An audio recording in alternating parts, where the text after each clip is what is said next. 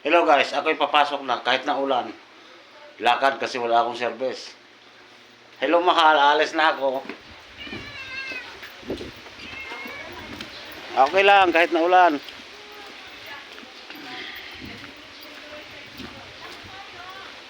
Di na, kaya ko na to.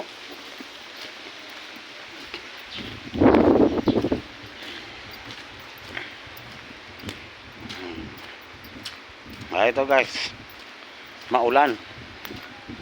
Pero kailangan talagang pumasok.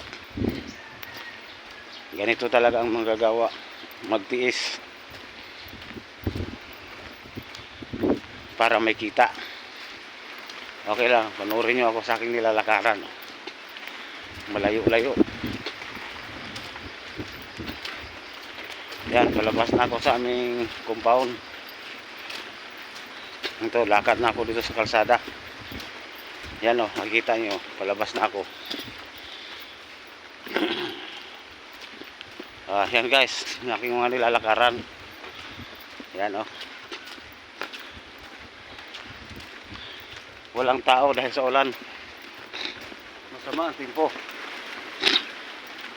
Masama ang panahon. Kaya nang walang nalabas sa tao, ako lang.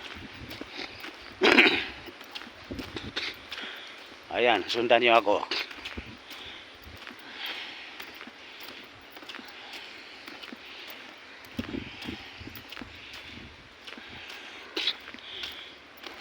Ay, papakita ko sa inyo guys ang yung mga nilalakaran. Ito guys, dito ako maghihintay ng motor. Tricycle, sasakay ako ng tricycle kung mayroon. Yan o, makikita nyo, walang motor. Yung tricycle, mag-aabang ako. Baka sakali. Hello guys, kaya ako ipapasok na. Ito, nakasakay ako ng tricycle palabas. Mabilis ang takbo ng tricycle.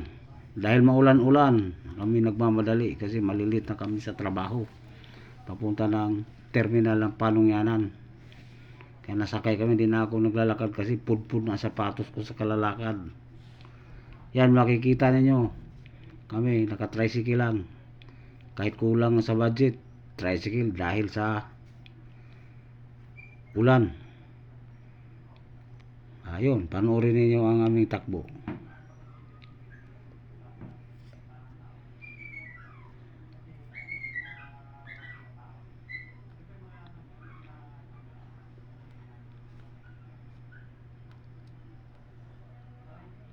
Ayan guys, malapit na kami sa terminal ng Panungyanan.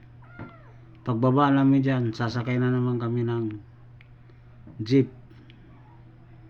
papuntang Biklatan kasi nandoon yung trabaho ko. Yan, nakahinto na kami. Ayan, bababa na kami. Yan, makikita niyo ang terminal. Walang gaanong mga tao dahil sa ulan. Yan, papunta na kami sa jeep para sasakay papuntang Biklatan. Yan guys, nakikita nyo, lakad kami ng lakad. Lakad papunta sa jeep.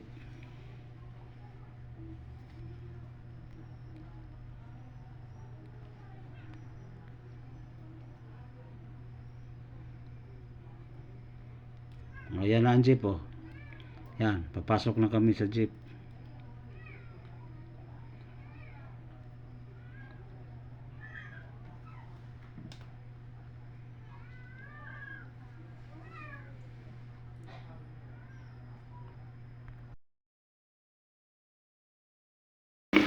Guys, andito na ako sa Biklatan sa papuntang office. Mag-iina ako doon kahit na ulan, nakasurvive pa rin ako.